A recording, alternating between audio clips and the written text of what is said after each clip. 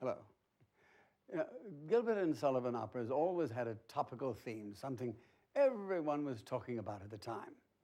And the theme of Princess Ida is still topical right now, for this surprisingly modern opera is all about women's lib. Well, as you know, for most of the 19th century, the British monarch was that great dominating personality, Queen Victoria. She reigned for 60 glorious years. Many Victorian writers, politicians, and poets supported the cause of women's rights. For instance, Alfred Lord Tennyson wrote a dramatic poem called The Princess, in which a princess of long ago locked herself up in a castle with some other women and started a university. And she didn't even allow any men inside the garden walls. Well, I won't tell you what happened, because that would spoil the story. For it was this very story that Gilbert used for Princess Ida. Tennyson's poem was, well, rather serious. But Gilbert saw such a lot of fun in the idea that he, first of all, made it into a straight play, then persuaded his collaborator, Sir Arthur Sullivan, to write music for it. Now, we are presenting to you Gilbert and Sullivan's words and music exactly as they wrote them. But we also pay a small tribute to Alfred Lord Tennyson, for our producer has adopted Tennyson's own way of introducing the story, namely as a play within a play. Now, let me set the scene for you. Picture a weekend party at an English country house. The house guests, Victorian ladies and gentlemen, are indulging in their favorite pastime, amateur dramatics. Some of them will take part in the performance, others will have equal pleasure just sitting in the audience. Guests have been invited from the neighboring country houses, and even the bishop is coming. Well, let's hope that the jokes in tonight's musical entertainment, oh, by the way, it's called Princess Ida, will not be too shocking for the bishop's ears.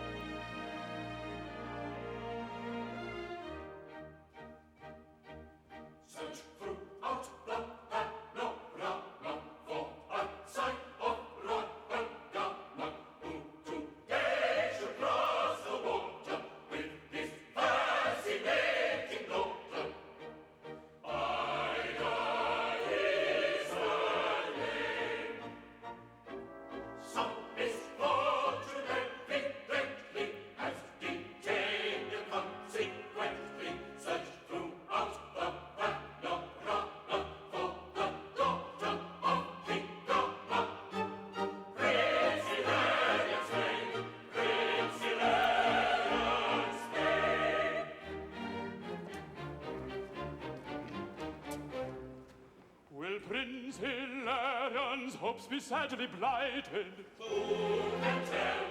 Who can tell? Will Ida break the vows that she has plighted? Who can tell? Who can tell? Will she back out and say she did not mean them? Who can tell? If so, there'll be the deuce to pay between them. No, no, we'll not despair. We'll not despair. For Gama would not dare to make a deadly foe of Hildebrand. And so, search throughout the panorama for a sign of royal Gama, who today should cross the water with his fascinating daughter. Ida, Ida is her name.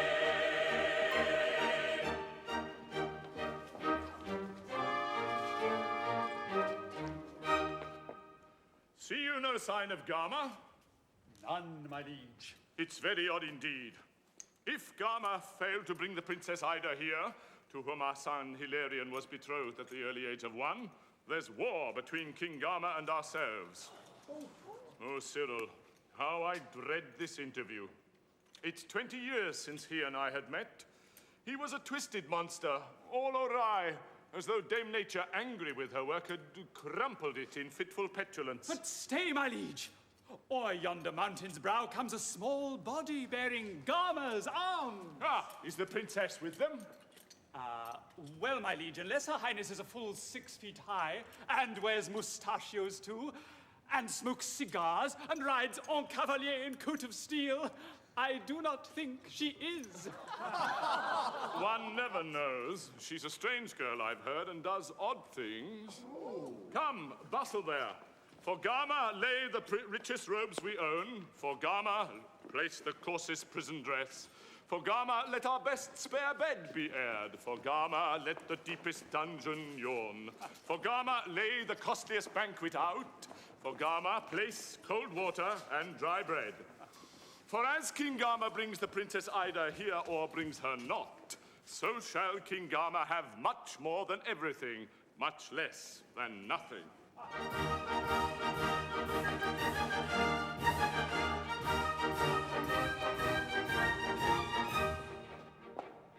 Now hearken to my strict command on every hand, on every hand. Your command on every hand will dutifully bow. If Gama bring the princess here, give him good cheer, give him good cheer. If she come here, we'll give him a cheer, and we will show you how. Give him hurrah, give him hurrah, give him hurrah, hurrah, hurrah. We'll shout and sing the faith and give him his daughter to a crown. We'll shout, ha-ha, give him hurrah, hey, hey, hey, hey, hurrah. For the fair princess and a good papa, hurrah, hurrah.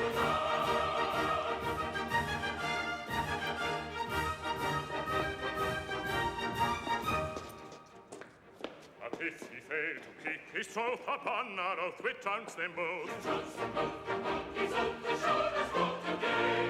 We shut him up in a dungeon cell and toll his knell on a funeral bell. Dungeon cell, his funeral bell shall strike him with dismay. Hip hip hurrah, hip hip hurrah, hip hip hurrah, hurrah, hurrah. Rise up, let's take the faith, let's take it in off, we'll get away. We shout, ha-ha, hip hip hurrah, hey, hey, hey, hey, hurrah. As we hit the middle of us, ha-ha, hurrah, hurrah.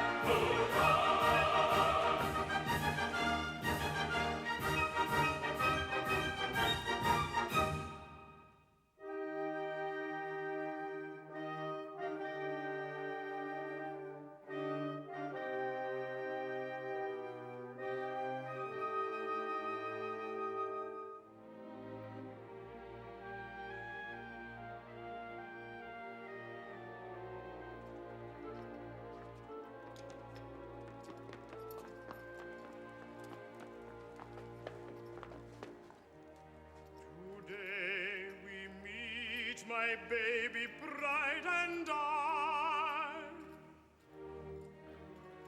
But my hopes are balanced by my fears. What transmutations have been conjured by the silent alchemy of 20 years.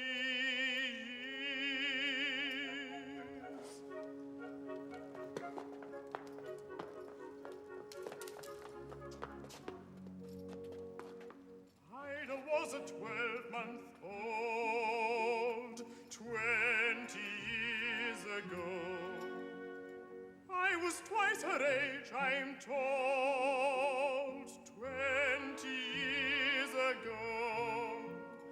Husband twice as old as wife argues ill for married life.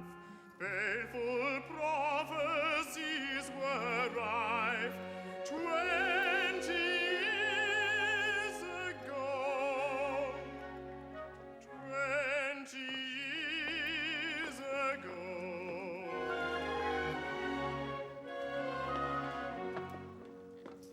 Still I was a tiny prince 20 years ago. She has gained upon me since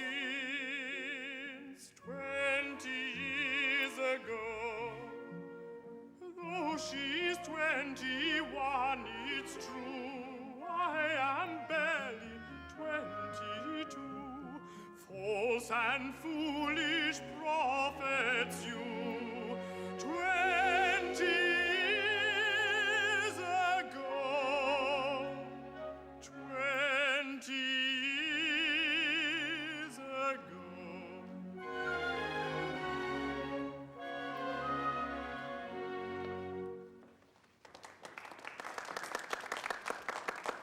Well, Father, is there news for me at last? King Gama is in sight, but much I fear with no princess. Alas, my liege, I've heard the Princess Ida has forsworn the world, and with a band of women shut herself within a lonely country house, and there devotes herself to stern philosophies. Then I should say the loss of such a wife is one to which a reasonable man would easily be reconciled. Oh no, she is my wife, has been for 20 years. I think I see her now. Ah, let me look. In my mind's eye, I mean. A blushing bride, all bib and tucker, frill and furbelow. How exquisite she looked as she was born, recumbent in her foster mother's arms. How the bride wept, nor would be comforted, till the hireling mother for the nonce administered refreshment in the vestry.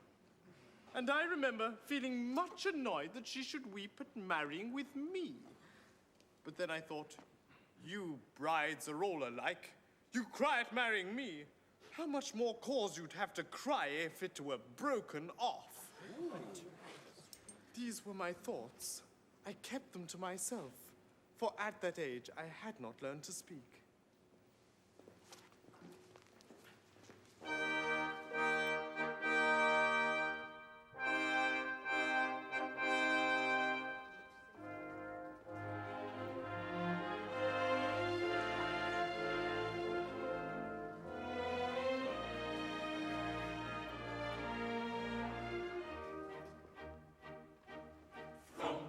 Distant panorama come the sons of Rama.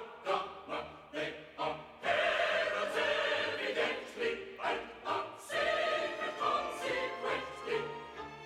Sons of Rama,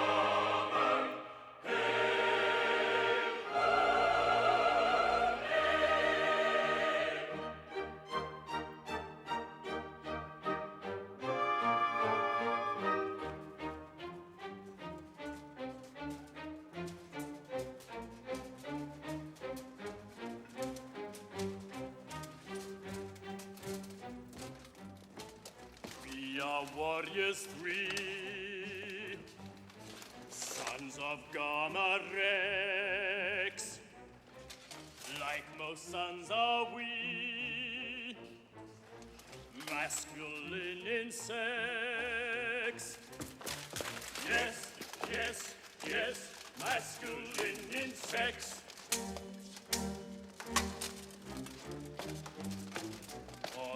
politics we bar. They are not a band. On the whole, we are not intelligent. No, no, no, not intelligent.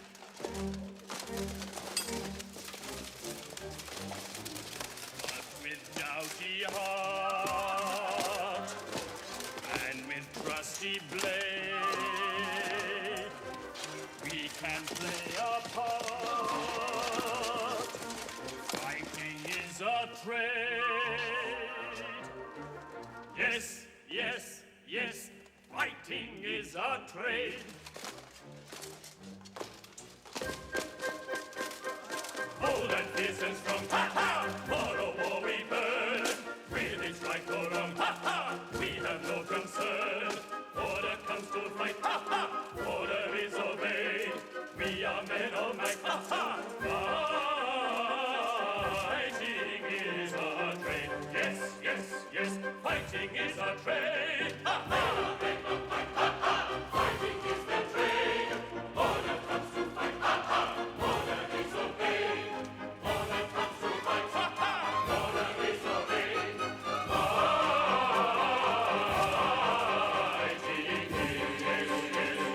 Fighting is a trade.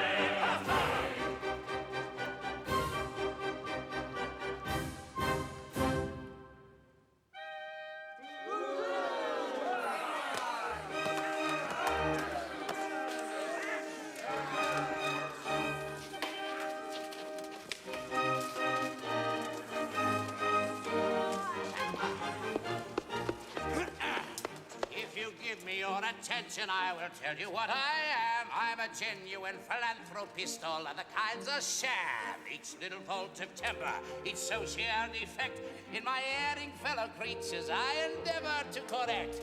To all their little weaknesses I open people's eyes, and little plans to snub the self-sufficient I devise. I love my fellow creatures, I do all the good I can. Yet everybody says I'm such a disagreeable man, and I can't think why.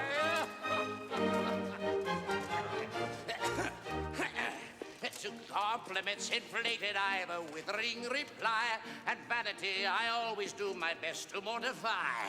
A charitable action I can skillfully dissect, and interested motives I'm delighted to detect. I know everybody's income and what everybody earns. I carefully compare it to the income tax returns. But to benefit humanity, however much I plan, yet everybody says I'm such a disagreeable man, and I can't think why.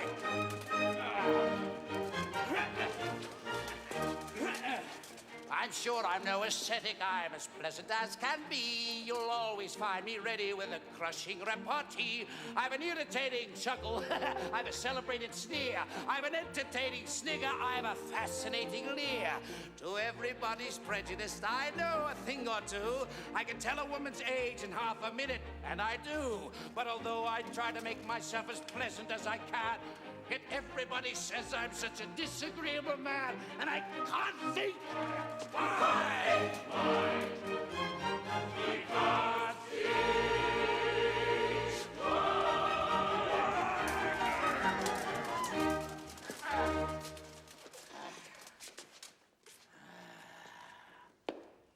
So, this is Castle Hildebrand. Well, well, Dame Rumor whispered the place was grand. She told me that your taste was exquisite, superb, unparalleled. Oh, really, King? But she's a liar. Why, how old you have grown, King Hildebrand. Is this Hilarion? Well, you've changed, too. You were a singularly handsome child. Are you a courtier? Come, fly your trade. Tell me some lies. How do you like your king? While rumor says he's all but imbecile, that's not true, is it?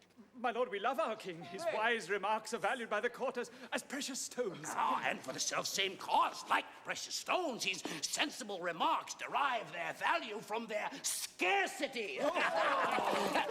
Be honest. Tell the truth for once. Tell it of me. Come, I'll harm you not.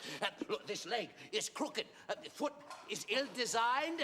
This shoulder wears a hump. Come out with it. Look, here's my face. Am I not the worst of nature's blunders? Nature never errs.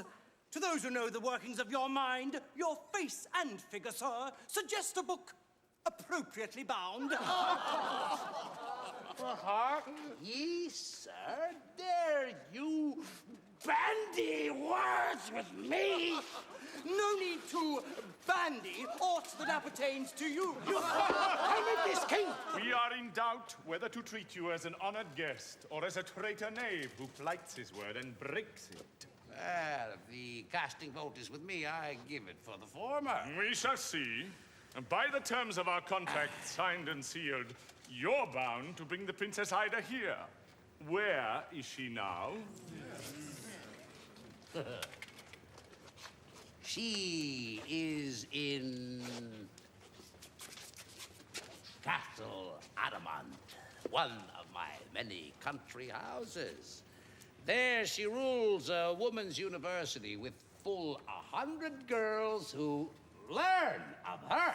100 girls, 100 ecstasies. Yeah, but no mere girls, my good young gentleman. With all the college learning that you boast, the youngest there will prove a match for you. With all my heart, if she's the prettiest. Imagine 100 matches, all alight. That's if I strike them, as I hope to do. Despair your hope. Their hearts are dead to men. He who desires to gain their favor must be qualified to strike their teeming brains, not their hearts. They are safety matches, sir, and can light only on the knowledge box, so you've no chance. Are there no males whatever in those wards? None whatever, excepting letter males, which are driven, as males often are in other large communities, by women. All the animals she owns are hers. The ladies rise at cockcrow every morning. Then you have male poultry. Not at all. The crowing is done by an accomplished hen.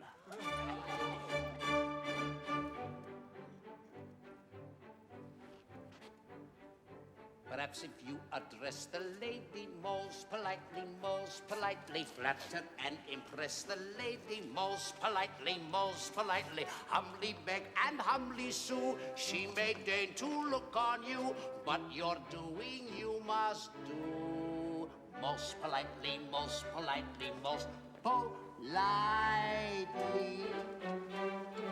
Humbly beg and humbly sue, she may deign to look on you, but your doing you must do. Most politely, most politely, most politely.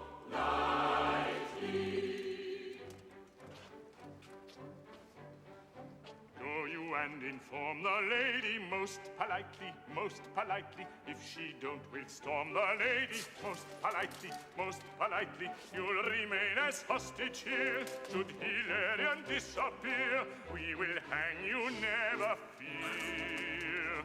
Most politely, most politely, most politely. You'll remain as hostage here. Should Hilarion disappear, we will hang you, never fear. Most politely, most politely, most politely. Come, Cyril, Florian, our course is plain. Tomorrow morn, fair Ida will engage, but we will use no force her love to gain. Nature has armed us for the war we wage.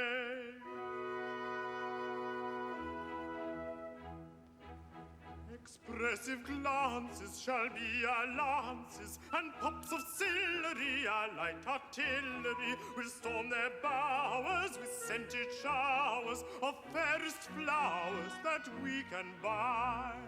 dainty violet, oh fragrant violet, oh gentle violet, oh little sigh, oh sweet urbanity, oh merry vanity, who touch their vanity we will rely.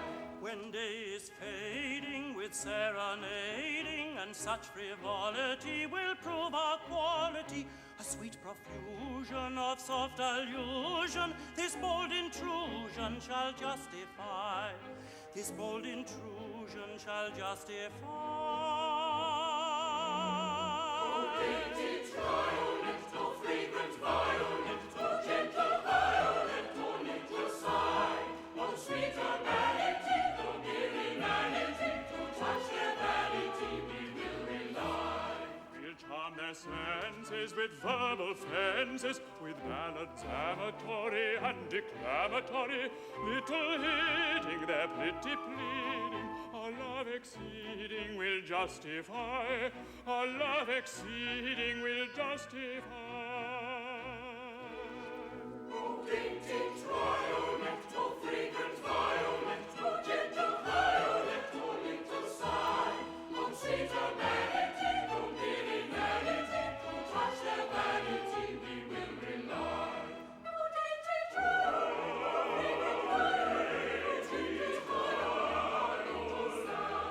Oh dainty violet, oh fragrant violet, oh gentle violet, oh little sigh. oh dainty Violet, oh fragrant violet.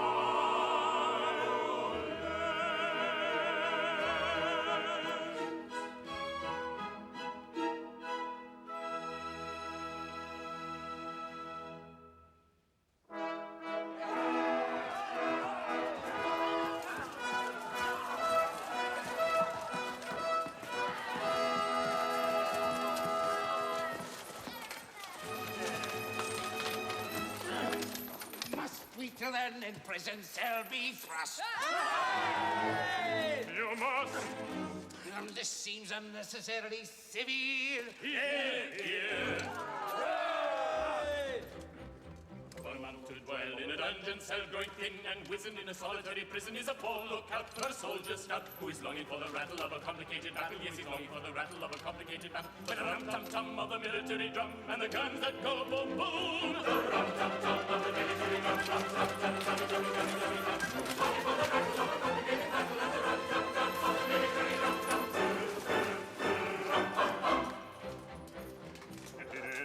hesitate, comply with the just conditions of our requisitions. You may go in haste and indulge your taste for the fascinating rattle of a complicated battle, for the fascinating rattle of a complicated battle, for the rum-tum-tum of the military drum and the guns that go boom boom. The rum-tum-tum of the military drum, rum-tum-tum, longing for the rattle of a complicated battle and the rum-tum-tum of the military drum, until that time will really reign and play with the love and entertain the sea on and make disobey your minds of free reign. Until that time will really reign and play with the love and entertain the sea on and make disobey your minds of free reign. Sea on and disobey, penalty the voices.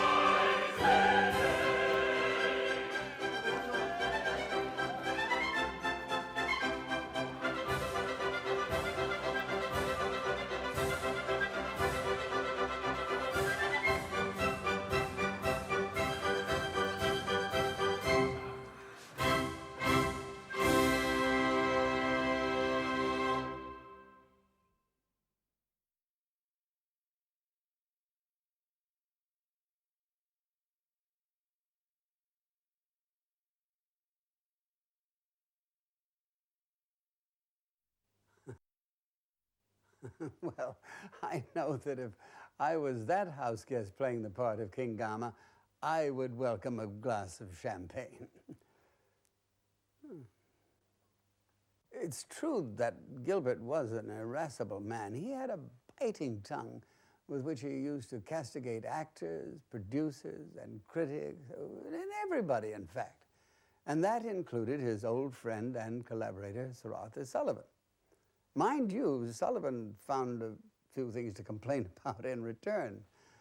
Now, once adopting a tone of injured dignity, he protested to manager Richard Doyleycott that his music always had to be subordinate to Gilbert's words.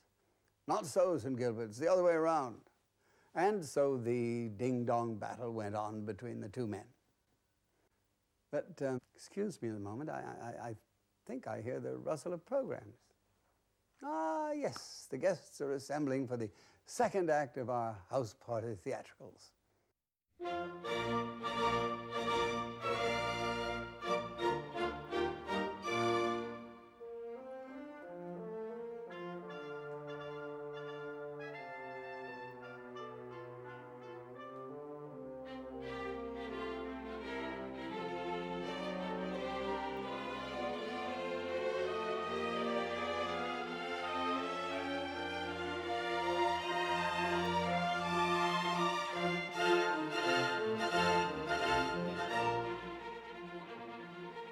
Towards the empyrean heights of every kind of law,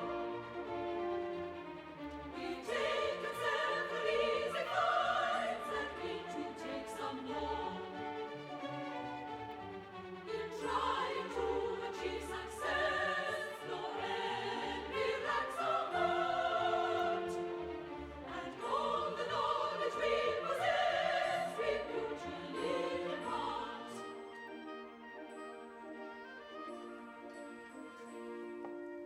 Pray, what author should she read who in classics would succeed? If you'd climb the Helicon, you should read Anacreon of its metamorphoses, likewise Aristophanes and the works of Juvenal. These are worth attention all. But if you will be advised, you will get them bowdlerized. We will get them bowdlerized.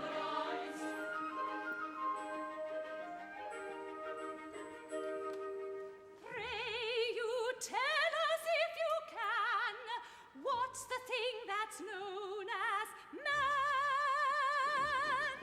Man will swear and man will storm. Man is not at all good form. Man is of no kind of use. Man's a donkey, man's a goose. Man is coarse and man is plain. Man is more or less insane. Man's a rebel, man's a rake. Man is nature's sole mistake. Man is nature's sole mistake. And thus to empyrean height of every kind of law, in search of wisdom's pure delight, ambitiously we soar. In trying to achieve success, no envy ranks our heart. For all we know and all we guess, we mutually impart. And all the knowledge we possess, we mutually impart. We mutually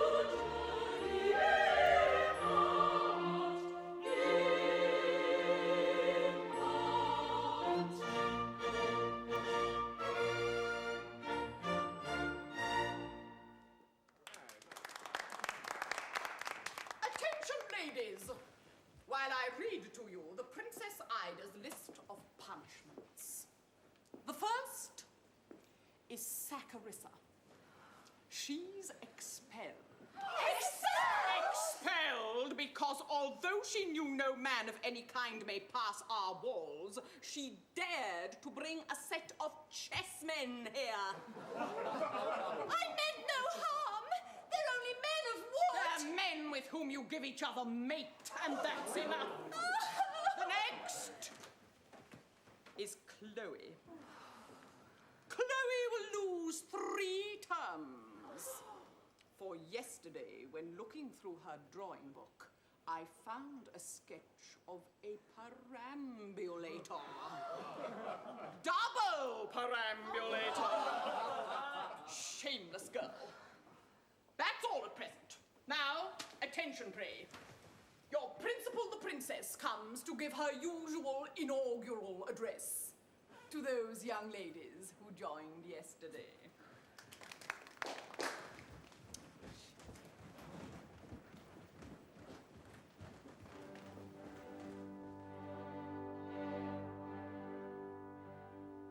Mighty maiden with a vision and a gun of common sense, running fount of erudition,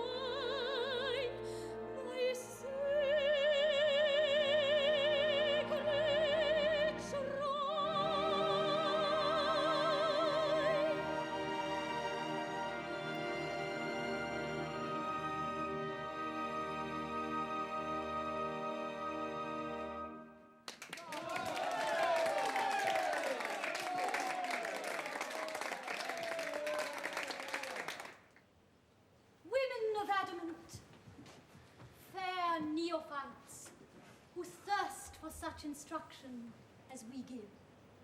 Attend while I unfold a parable.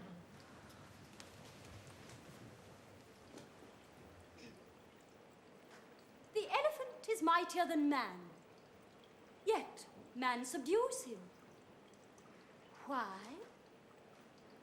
The elephant is elephantine everywhere, but here.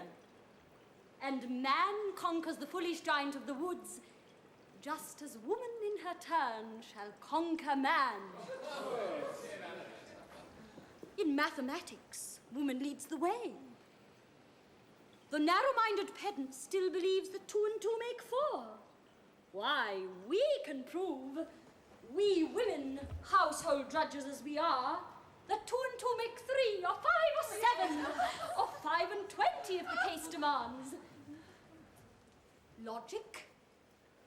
Why, tyrant man himself admits it's a waste of time to argue with a woman. Let no one care a penny how she looks. Let hairpins lose their virtue. Let the hook disdain the fascination of the eye. The bashful button modestly evade the soft embraces of the buttonhole. Let old associations all dissolve. In other words, let chaos come again! Who lectures in the Hall of Arts today? I, madam, on abstract philosophy. There I propose considering at length 3 points: the is, the might be, and the must. The subject's deep. How do you treat it, pray? Madam, I take 3 possibilities and strike a balance then between the 3 as thus. The Princess Ida is our head. The Lady Psyche might be. The Lady Blanche, neglected Blanche, inevitably must. Your theme's ambitious. Pray you bear in mind who highest saw fall furthest. Maidens, pray continue your studies.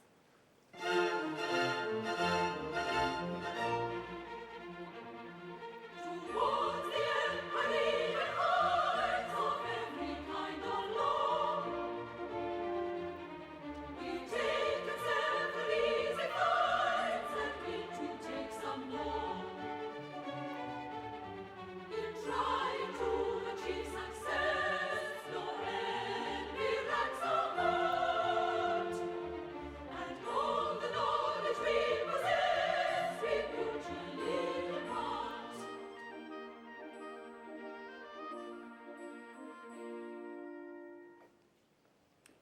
I should command here. I was born to rule. But do I rule? I don't. Why? I don't know. I shall someday. Not yet. I bide my time. I once was someone, and the was will be. The present, as we speak, becomes the past. The past repeats itself, and so is future. This sounds involved? It's not. It's right enough.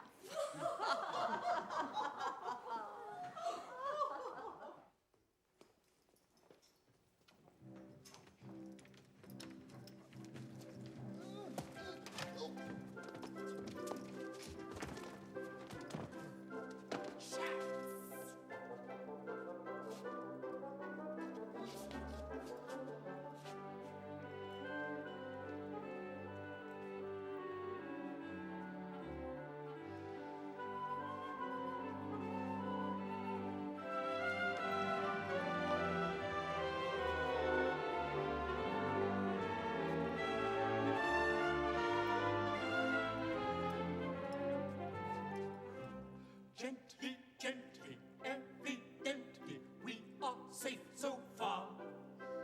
After scaling fence and paling, here at last we are. In this college, useful knowledge everywhere one finds, and already growing steady, we've enlarged our minds. We've learned that prickly cactus has the power to attract us when we fall. When we fall. that nothing man unsettles like a bed of stinging nettles, short or tall. Short or tall.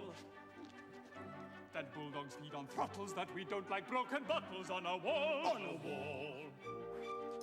That spring guns breathe defiance, and that burglary's a science after all. After all, a woman's college, maddest folly going. What can girls learn within these walls worth knowing? I lay a crown, the princess shall decide it. I'll teach them twice as much in half an hour outside it. Hush, scoffer, ere you sound your puny thunder. List to their aims and bow your head in wonder.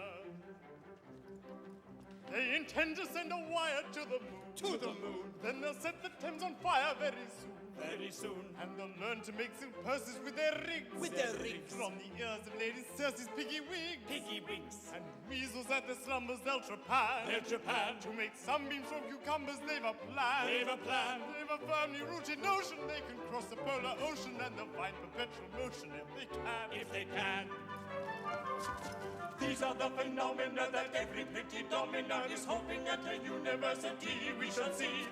These are the phenomena that every pretty domina is hoping at a university we shall see.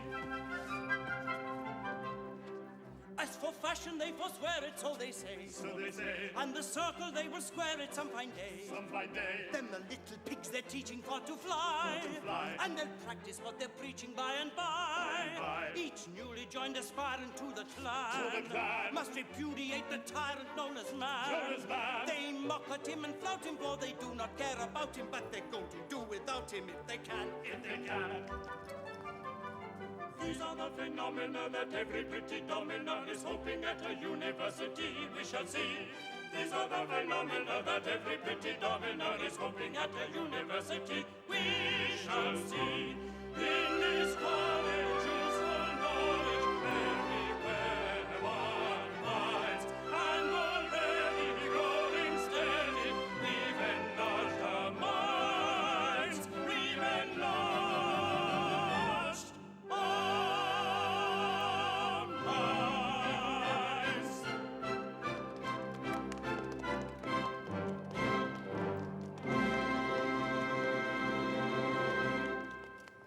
So, that's the Princess Ida's castle. Well, they must be lovely girls indeed if it requires such walls as those to keep intruders off. I much suspect the object of these walls is not so much to keep the men off as keep the maidens in. But what are these? Why?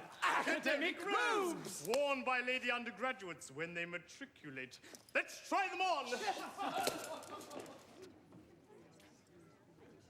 Why, see, we're covered to the very toes. 3 lovely lady undergraduates who, weary of the world and all its wooing. And penitent for deeds there's no undoing. Looked at askance by well-conducted maids. Seek sanctuary in these classic shades!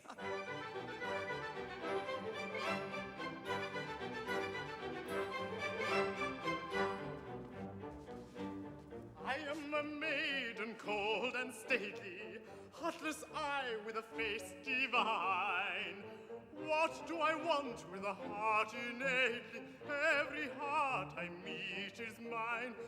Every heart I meet is mine, is mine. Haughty, humble, coy or free, little care I what maid may be, so that a maid is fair to see. Every maid is the maid for me.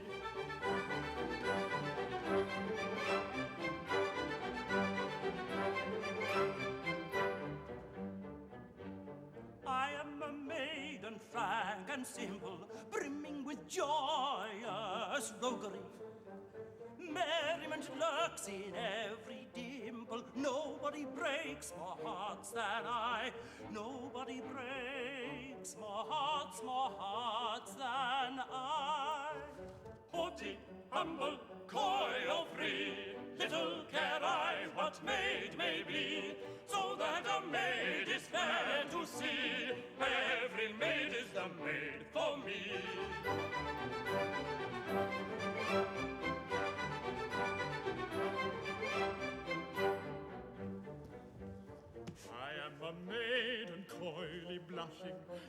Timid am I as a startled hind. Every suitor sets me flashing, every suitor sets me flashing. I am the maid that wins mankind. Haughty, humble, coy or free, little care I what maid may be, so that a maid is fair to see. Every maid is the maid for me.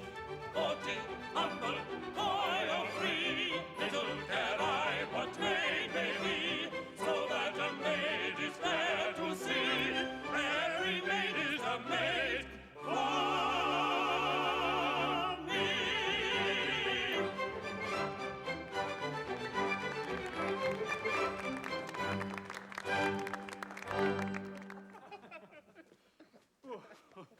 But who comes here? The princess, as I live. What shall we do? Why, we must brave it out. Madam, accept our humblest reverence. We greet you, ladies. What would you with us? What shall I say? We are 3 students, ma'am. 3 well-born maids of liberal estate who wish to join the university. If, as you say, you wish to join our ranks and will subscribe to all our rules, 'tis well. To all your rules, we cheerfully subscribe. You say you're noble women. Well, you'll find no sham degrees for noble women here. As for your fellow students, mark me well.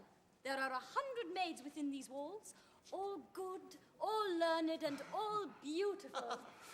They are prepared to love you. Will you swear to give the fullness of your love to them? Upon our words and honors, ma'am. We will. But we go further. Will you undertake that you will never marry any man? Indeed, we never will. Consider well, you must prefer our maids to all mankind. To all mankind, we much prefer your maid. We should be dolts if we did not, seeing how fair and beautiful. Take care, that's rather strong. But have you left no lovers at your home who may pursue you here? No, madam, none. We are homely ladies, as no doubt you see, and we have never fished for lovers' love. Well, beauty counts for naught within these walls. If all you say is true, you will pass with us a happy, happy time. If, as you say, 100 lovely maidens wait within to welcome us with smiles and open arms, I'm sure there's very little doubt we shall.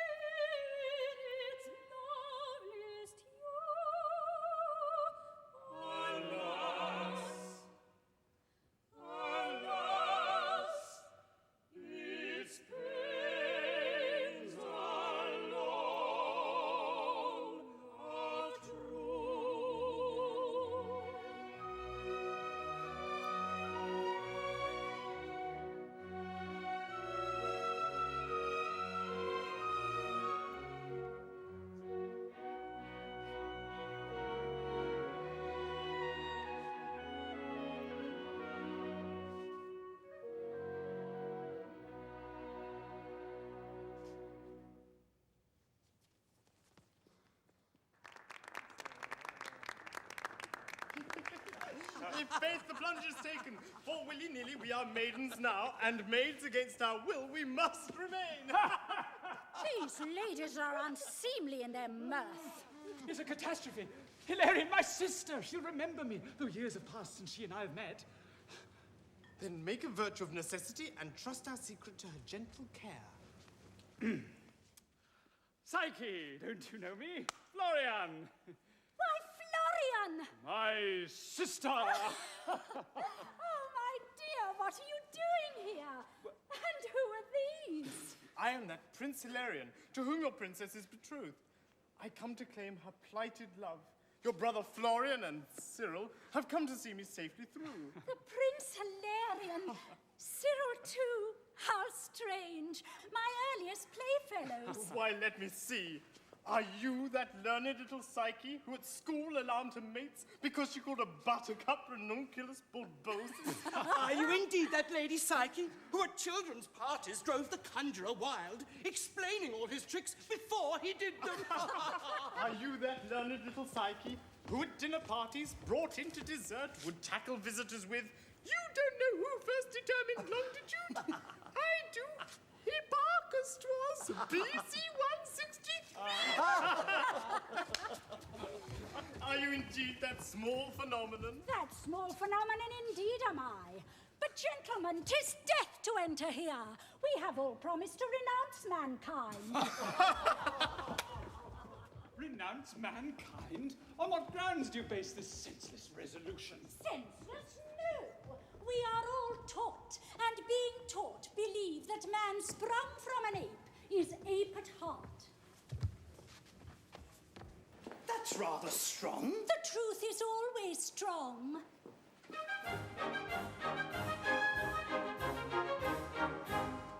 A lady fair of lineage high was loved by an ape in the days gone by. The maid was radiant as the sun. The ape was a most unsightly one. The ape was a most unsightly one. So it would not do. His scheme fell through. For the maid, when his love took formal shape, expressed such terror at his monstrous error that he stammered an apology and made his escape.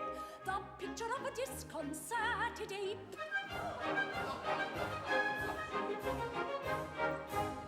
With a view to rise in the social scale, he shaved his bristles and he docked his tail. He grew mustachios and he took his tub. He paid a guinea to a toilet club. He paid a guinea to a toilet club. But it would not do. The scheme fell through. For the maid was beauty's fairest queen, with golden tresses like a real princess's, while the ape, despite his razor keen, was the apiest ape that ever was seen.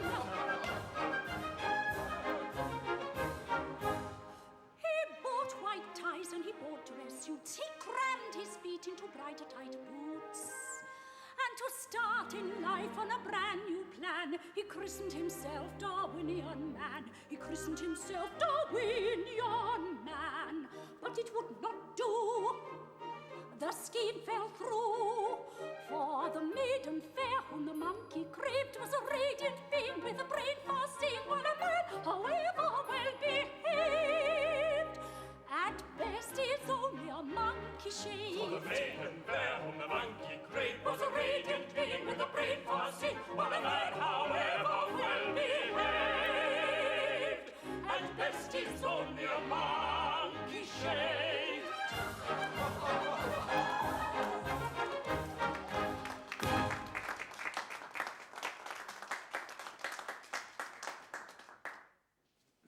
So, Lady Psyche? So, you know these are no ladies. Madam, I'll breathe no word. How marvelously strange. And are you then indeed young men? Well, yes, just now we are, but hope by dint of study to become in course of time young women. No. Oh, don't do that. Oh, is this indeed a man? I've often heard tell of them, but till today never set eyes on one. They told me men were hideous, idiotic, deformed. They're quite as beautiful as women are. As beautiful. They're infinitely more so.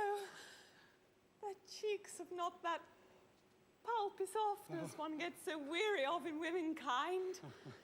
Their features are more marked and, oh, their chins.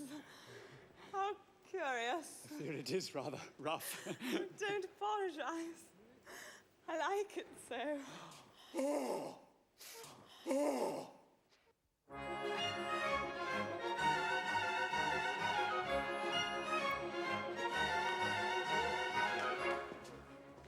The woman of the wisest wit may sometimes be mistaken, oh. In Ida's views, I must admit my faith is somewhat shaken, oh. On every other point than this, her learning is untainted, oh. But man's a theme with which she is entirely unacquainted, oh. Acquainted, oh, acquainted, oh. Entirely unacquainted, oh.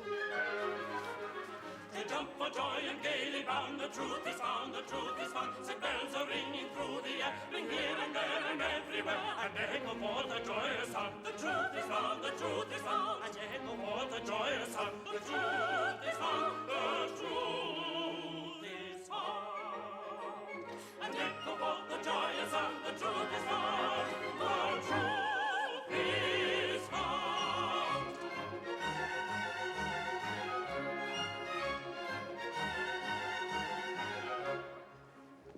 My natural instinct teaches me, and instinct is important, oh. You're everything you ought to be, and nothing that you oughtn't, oh. That fact was seen at once by you in casual conversation, oh, which is most creditable to your powers of observation, oh. Observation, oh, observation, oh, the powers of observation, oh. Then jump for joy and gaily bound. The truth is found, the truth is found. Sick bells are ringing through the air, ring here and there and everywhere. And echo forth the joyous sound. The truth is found, the truth is found. And echo forth the joyous sound. The truth is found, the truth is found. And echo forth the joyous sound. The truth is found, the truth is found.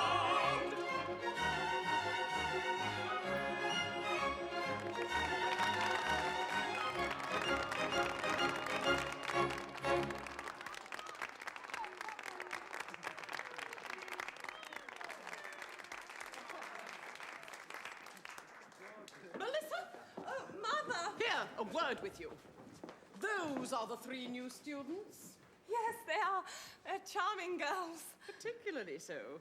So graceful, so very womanly. So skilled in all a girl's accomplishments. Yes, very skilled. They sing so nicely, too. They do sing nicely. It's very odd. 2 are tenors and 1's a baritone. They've all got colds. Colds, bah! Do you think I'm blind? These girls are men disguised. Oh, no, indeed, you wrong these gentlemen. I mean, oh, why? Here is an étui dropped by one of them, containing scissors, needles, and cigars. Why, these are men, and you knew this, you minx. Oh, spare them. They are gentlemen indeed. Prince Hilarion married years ago to the Princess Ida, and 2 trusted friends. Consider, Mother, he's her husband now, and has been 20 years. Consider, too, you're only second here. You should be first. Assist the prince's plan, and when he gains the Princess Ida, why, you will be first. You'll design all the fashions. Think of that. And always serve out all the punishments. The scheme is harmless, Mother. Wink at it. The prospect's tempting. Well, I'll try. Though I've not winked at anything for years. 'Tis but one step towards my destiny. The mighty must, the inevitable shall.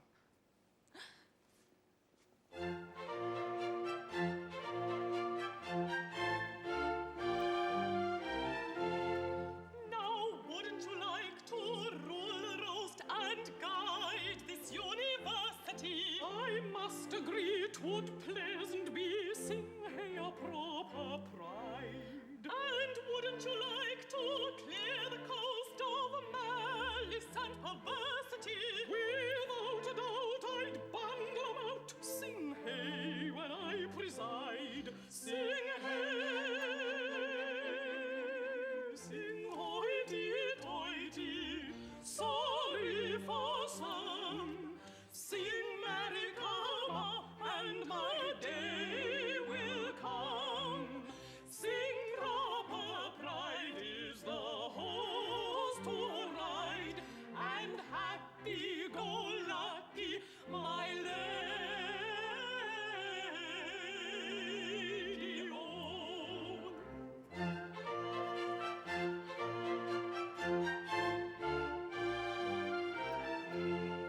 For years I've writhed beneath her sneers, although a born Plantagenet.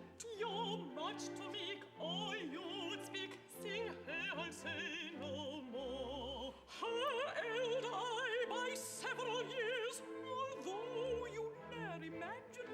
Sing so I've heard, for never a word have I ever lived before. Sing hey, sing hoity-toity. Sorry for some. Sing Mary Come up, and my day will come. Sing she shall learn that a war will turn. Sing happy-go-lucky my lady own.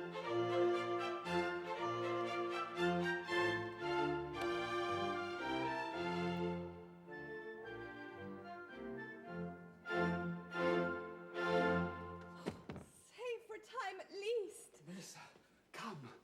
Oh, sir, you must away from here at once. My mother guessed your sex, but keeps your secret, sir, for reasons of her own.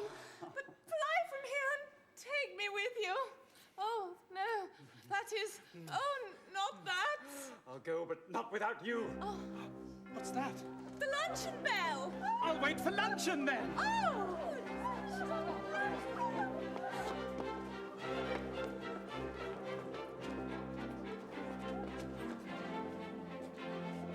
Merrily ring the luncheon bell, merrily ring the luncheon bell. Here in Meadow Mascorden, feast we body and mind as well.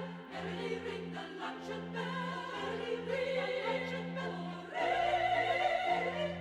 Merrily ring the luncheon bell, the luncheon bell. Hunger, I beg to state, is highly indelicate. This is a fact profoundly true. So learn your appetites to subdue. Yes, yes, we'll learn our appetites to subdue. Madam, your words are wise. Nobody should despise. Cursed with an appetite keen I am. But I'll subdue it. I'll subdue it. I'll subdue it. With cold roast lamb. Yes, yes, we'll subdue it with cold roast lamb.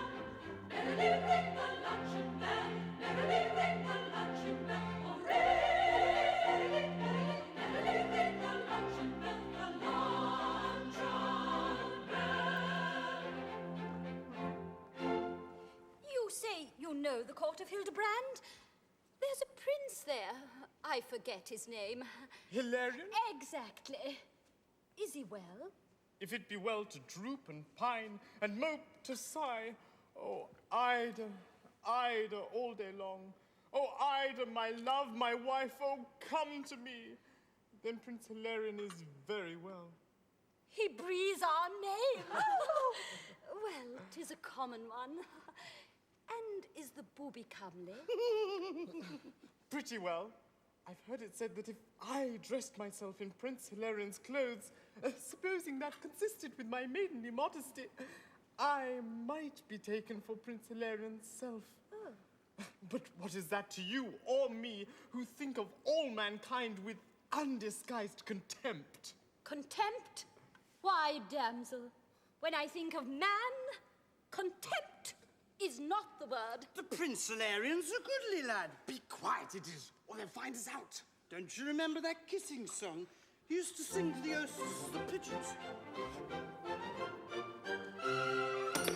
Would you know the kind of maid sets my heart aflame? Eyes must be downcast and staid, cheeks must blush for shame. She may neither dance nor sing, but demure in everything. Hang her head in modest way with pouting lips that seem to say, oh, kiss me, kiss me, kiss me, kiss me, though I die of shame. Please you, that's the kind of maid sets my heart aflame. Kiss me, kiss me, kiss me, kiss me, though I die of shame. Please you, that's the kind of maid sets my heart aflame.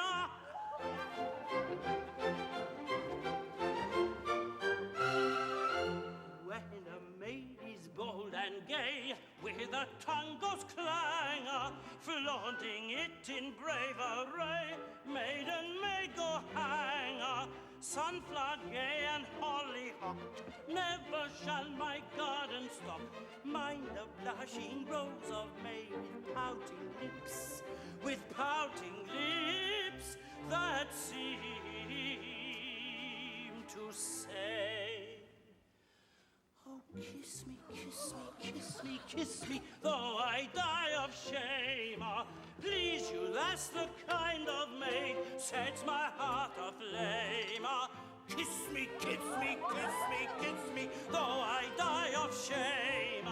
Please you, that's the kind of maid sets my heart aflame.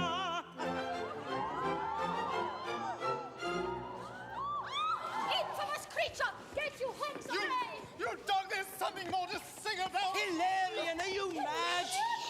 Why, these are men! Help, help, betrayed, undone! Girls, get you hence away! Man monsters, if you dare approach one step, I... Oh, save her, sir! It's useless, sir. You'll only catch your death. He catches her! No, he lets her go! Again, she's in his grasp! And now she's not. He seizes her back here. It comes off. No, no! She's saved! She's saved! She's saved! She's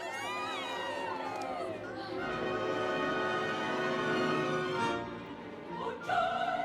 Oh, chief is saved and mighty land is land. The torrent face he brave and brought her safe to land. On his intrusion we must own misdoubted he may well outdo. Stand 43, who will ye be? And hearken to our stern decree. Have mercy, O lady, have mercy. I know not mercy, men in women's clothes, the man who sacrilegious eyes, invades or strict seclusion dies. Arrest this cause intruding spies. Have mercy, O lady, disregard your oaths. I know not mercy, men in women's clothes.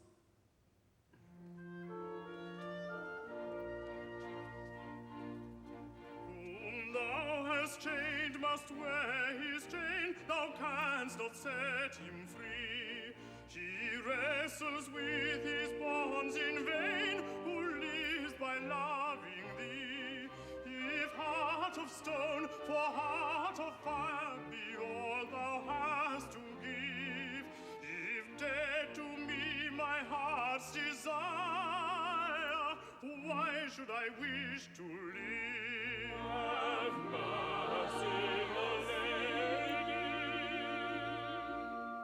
No word of thine, no stern command can teach my heart to rove.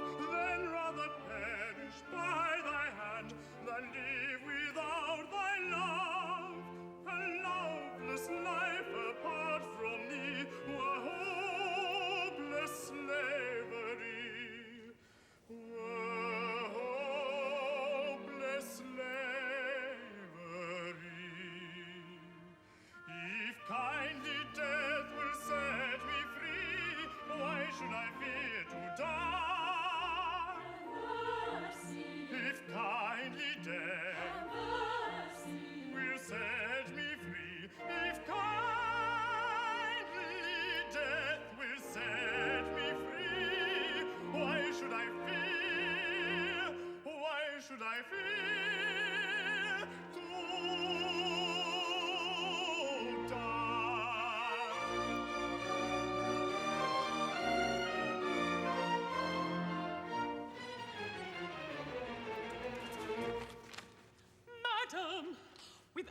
the castle walls an armed band. Demand admittance to a halls for Hildebrand. Deny them, we will defy them. Too late, the cause again is battered by them.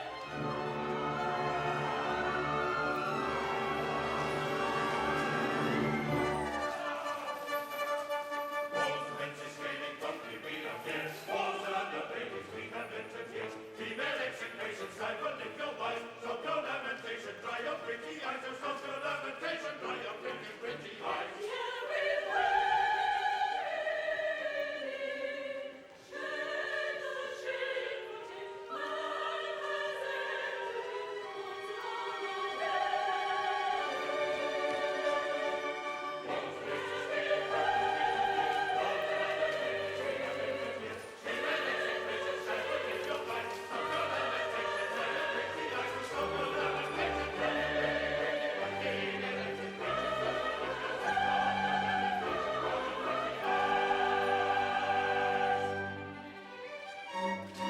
Audacious tyrant, do you dare to beard a maiden in her lair?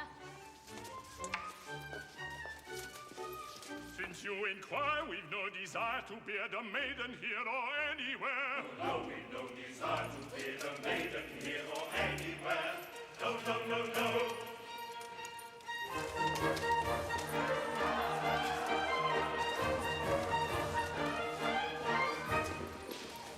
Some years ago, no doubt you know, and if you don't, I'll tell you so. You gave your toast upon your oath to Hilarion, my son. A vow you make, you must not break. If you think you may, it's a great mistake. For a bride's a bride that are not were tied at the early age of 1. A vow you make, you must not break. If you think you may, it's a great mistake. For a bride's a bride that are not were tied at the early age of 1. For I'm a petty kind of king who's indisposed for parleying, to fit the wit for a bit of a chit, and that's the long and the short of it. He's a petty kind of king who's indisposed for parleying, to fit the wit of a bit of a chit, and that's the long and the short of it.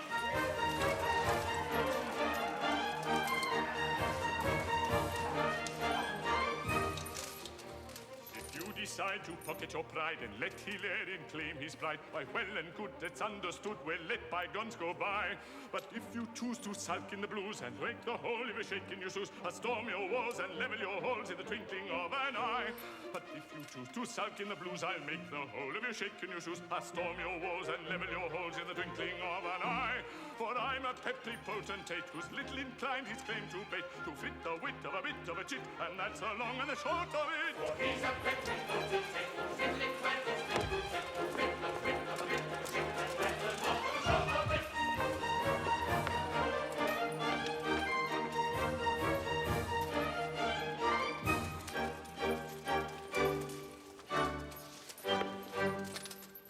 We may remark, though nothing can dismay us, that if you thwart this gentleman, he'd slay us.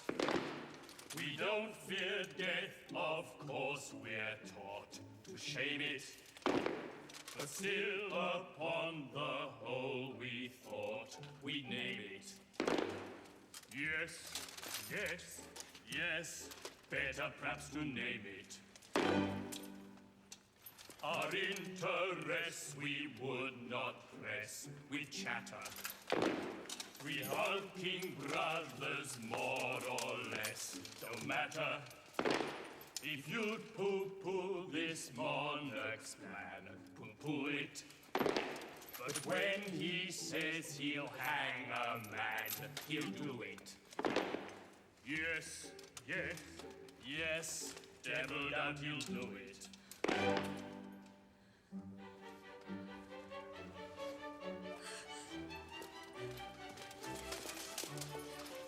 Be reassured, nor fear his anger blind. His menaces are idle as the wind. He dares not kill you, vengeance lurks behind. We rather think he dares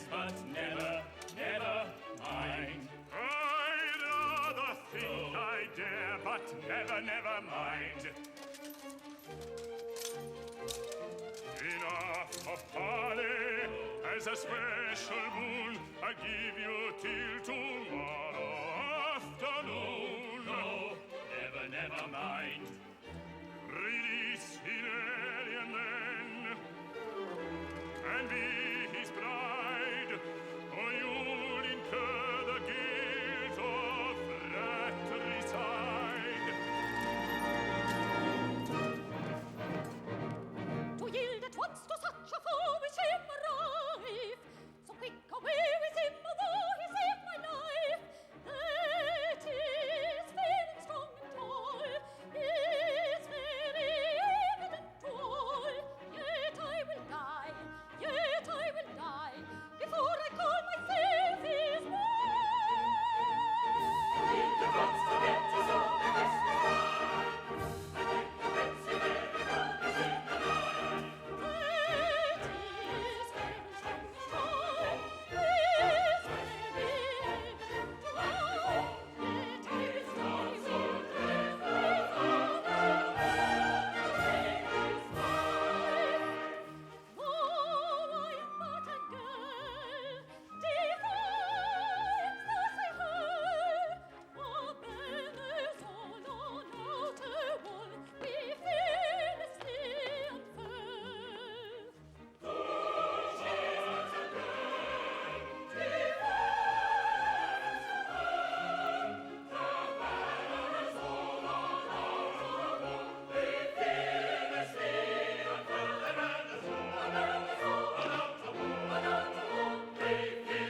unfurl. To yield at once to such a foe is him rife. To sink away with him, although he saved my life. That he is fair and strong and tall, is very evident to all. Yet I will die, before I learn to be his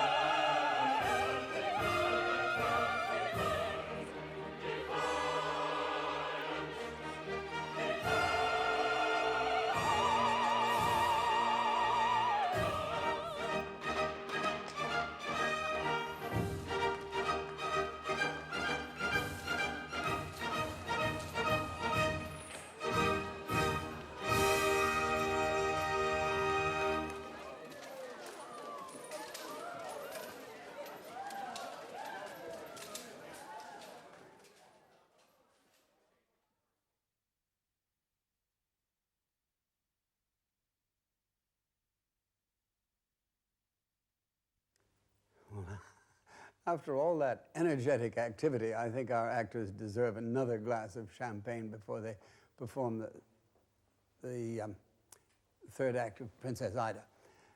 Now, that poor princess, she certainly had a narrow escape. You know, I'm inclined to think that when Gilbert visualized that beautiful girl lying so near to drowning in the moat, that he may have had in mind one of the great romantic Victorian paintings.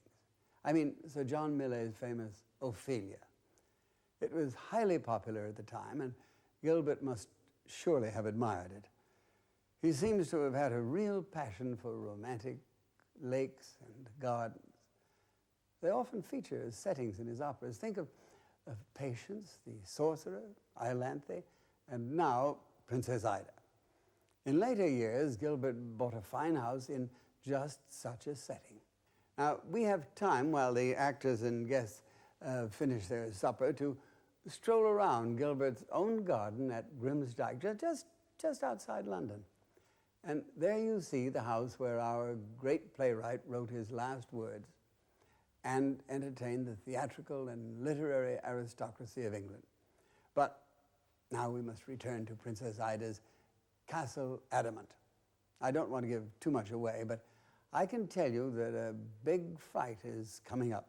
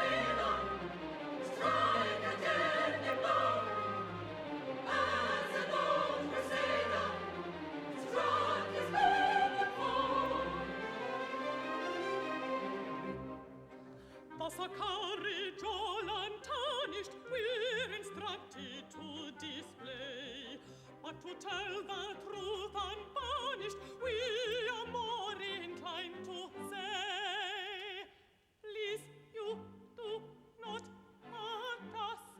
Do not hurt us, if it please you. Please you let us be. Let us be. Let us be. So just disconcert us. Disconcert us, if it please you. Frightened maids are we. Maids are we. Maids are we. Please you, Do not hurt us. please you. Let us be. Frightened maids are we. Frightened Maids are we. but 'twould be an error to confess our terror. So in Ida's name, boldly we exclaim, "Death to Ida's Strike a deadly blow, as an old crusader, strong as ever before."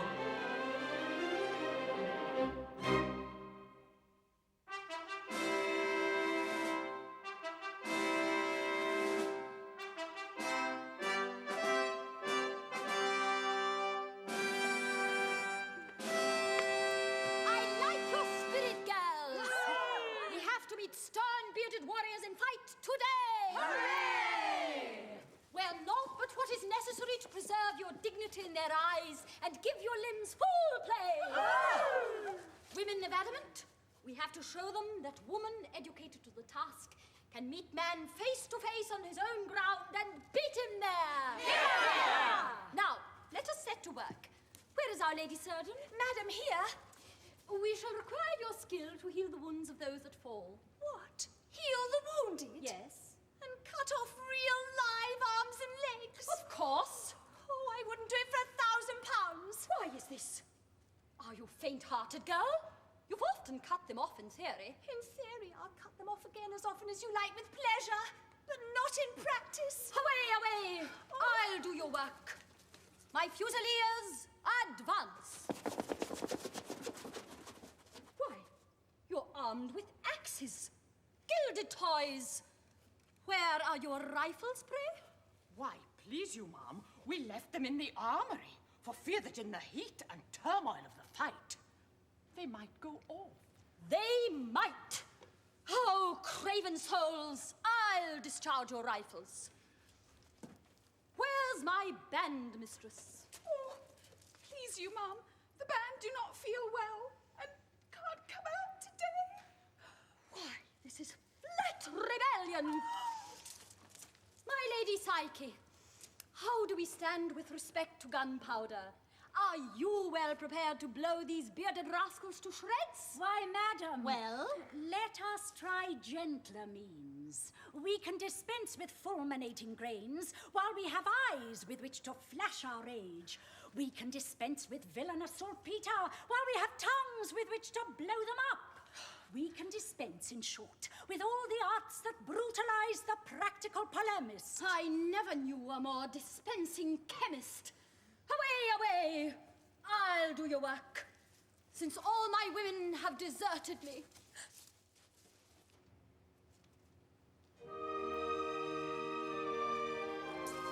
So fail my cherished plans, so fails my faith, and with it hope, and all that comes of hope.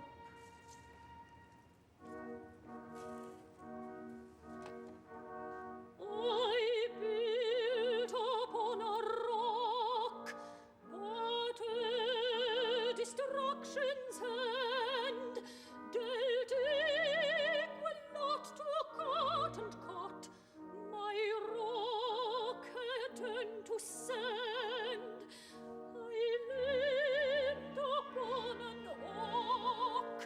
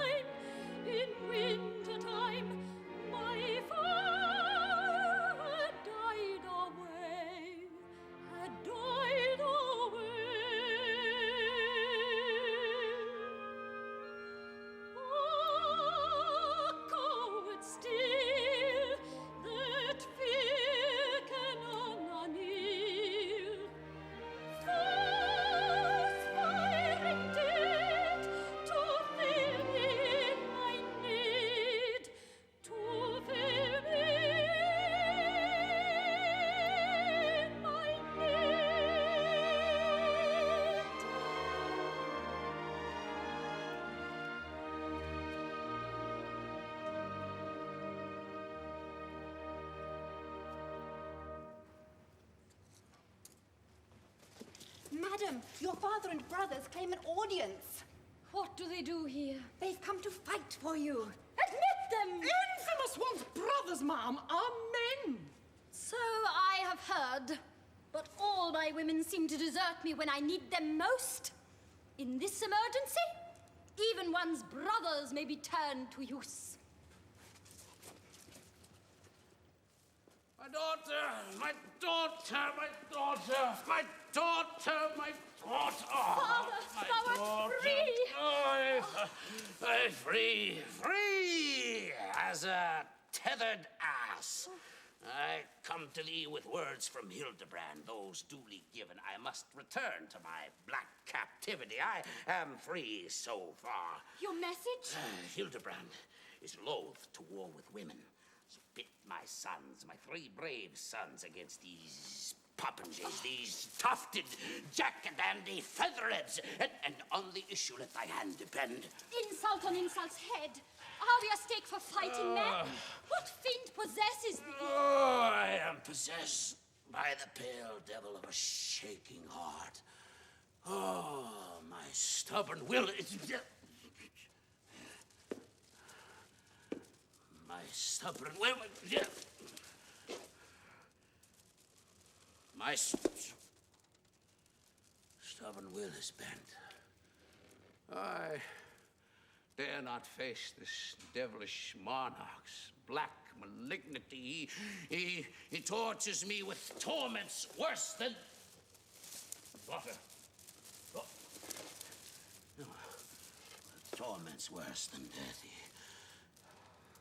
I haven't anything to grumble at.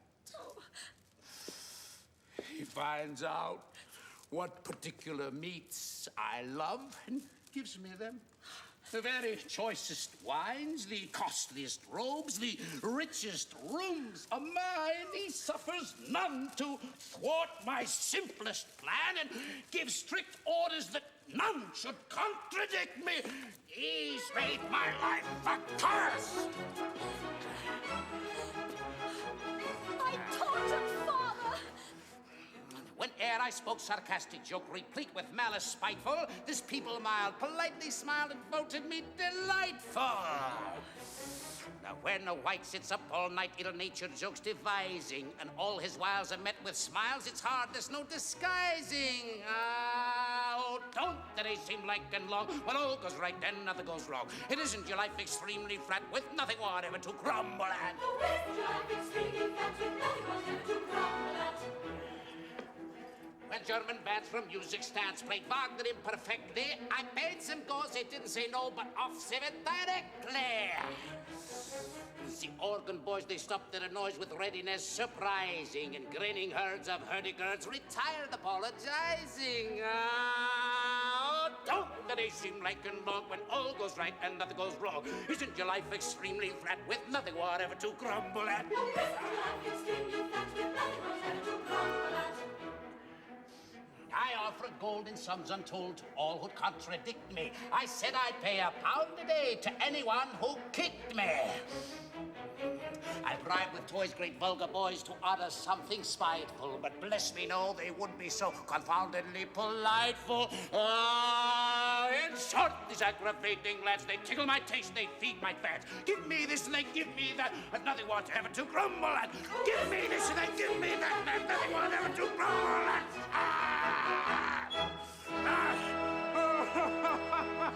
Oh, my poor old father! How he must have suffered! Well, I yield. She yields? Why, she yields? I'm saved! I'm saved! Oh, daughter, I'm saved! I'm saved! I'm saved! I'm saved! Open the gates! Admit these warriors! Then get you all within the castle walls!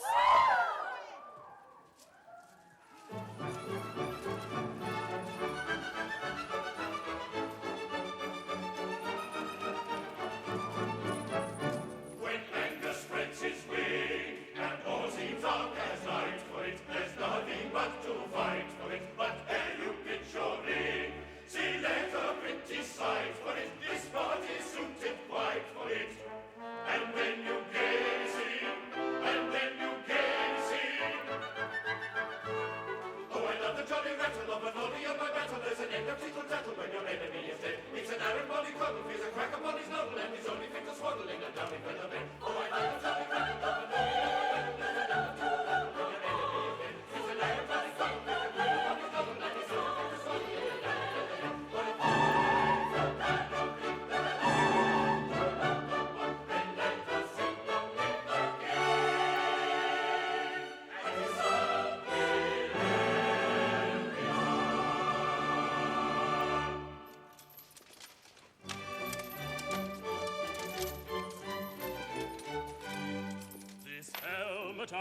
suppose, was meant to ward off blows. It's very hot and weighs a lot, as many a guardsman knows, as many a guardsman knows, as many a guardsman knows, as many a guardsman knows. So off that helmet goes. Yes, yes, yes, so off that helmet goes. This tight-fitting cuirass is but a useless mass. It's made of steel and weighs a deal. This tight-fitting cuirass is but a useless mass. A man is but an ass who fights in a cuirass. So off goes that cuirass. Yes, yes, yes, so off goes that cuirass. These brassets, truth to tell, may look uncommon well, but in a fight they're much too tight. They're like a lobster shell. They're like a lobster shell. Yes, yes, yes, they're like a lobster shell. These things I treat the same. I quite forget their name. They turn one's legs to cribbage pegs. Their aid I thus disclaim. Their aid I thus disclaim. Though I forget their name. Though I forget their name. Their aid I thus disclaim. Yes, yes, yes, Their aid I thus disclaim.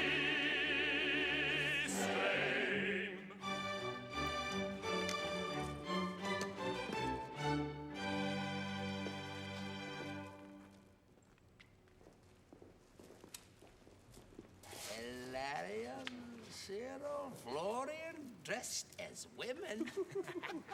What is this indeed, Hilarion? Yes, it is. How handsome you look in women's clothes. Better stick to 'em. Men's attire becomes you not.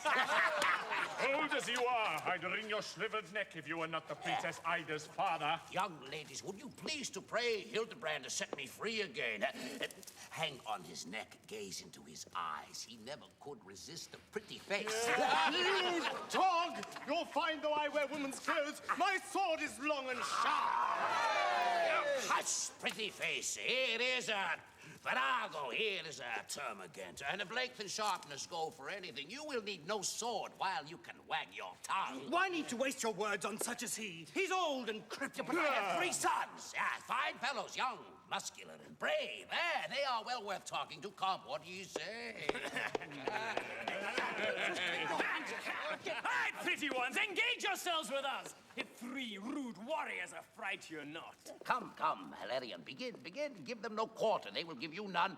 You've this advantage over the warrior who kills his country's enemies for pay. You know what you're fighting for. Look there. This is a duty plain towards a princess all immaculate. We ought to bless our brother's souls and fires they ejaculate. Oh, Hungary, oh, doughty sons of Hungary. May all success attend and bless your warlike eye of Hungary. Hilarion, Hilarion,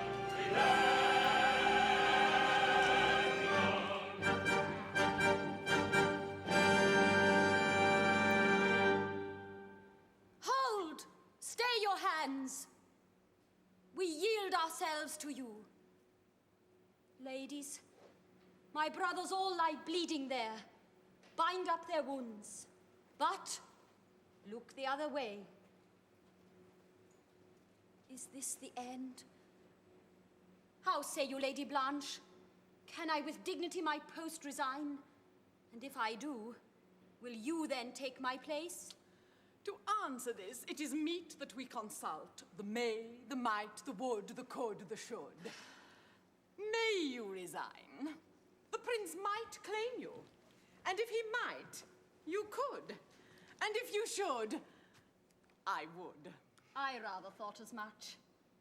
Then to my fate I yield. So ends my cherished scheme. Oh, I had hoped to band all women with my maiden throng and make them all abjure tyrannic man. At my exalted name, posterity would bow in gratitude. But pray reflect. If you enlist all women to your cause, the obvious question then arises, how is this posterity to be provided? I never thought of that. Consider this, my love. If your mamma had looked at matters from your point of view, I wish she had. Why, where would you have been? Take him. He is your shall. Give in to fate. Madam, you placed your trust in woman. Woman has failed you utterly. Try our grosser clay and mold it as you will. Remember, too, aweary of the prince, you may return to Castle Adamant and rule your girls as heretofore. And shall I find the Lady Psyche here? If Cyril Man does not behave himself, I think you will. And Melissa, shall I find you here? Madam, however Florian turns out, unhesitatingly I answer, no. I have been wrong. I see my error now. Take me, Hilarion. We will walk this world yoked in all exercise of noble end, and so through those dark gates, across the wild that no man knows. Indeed I love thee. Come.